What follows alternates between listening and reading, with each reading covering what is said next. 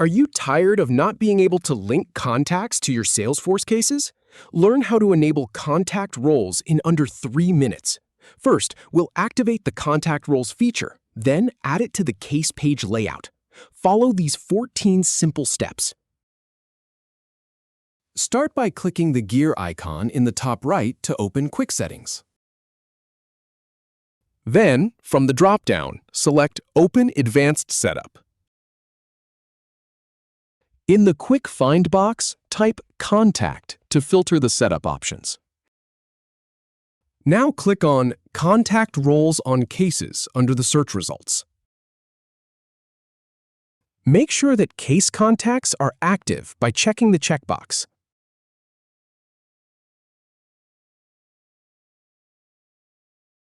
Next, go to the Object Manager from the Setup menu.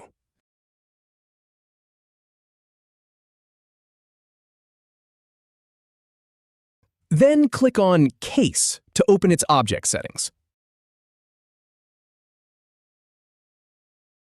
Under the Details section, click on Case Page Layouts. From the drop-down menu that appears, select the layout you want to edit. Then click the Edit button to modify it.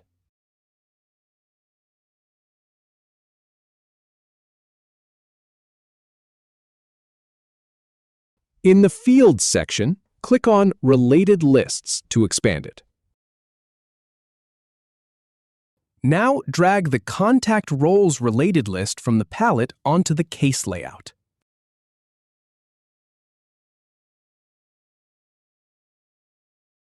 Click Save to apply the changes to the layout. Then click Save again to confirm and finalize the update. If you have any feedback or if any info is inaccurate, please leave a comment below. We'll do our best to answer or redo the video if needed. Thanks for watching.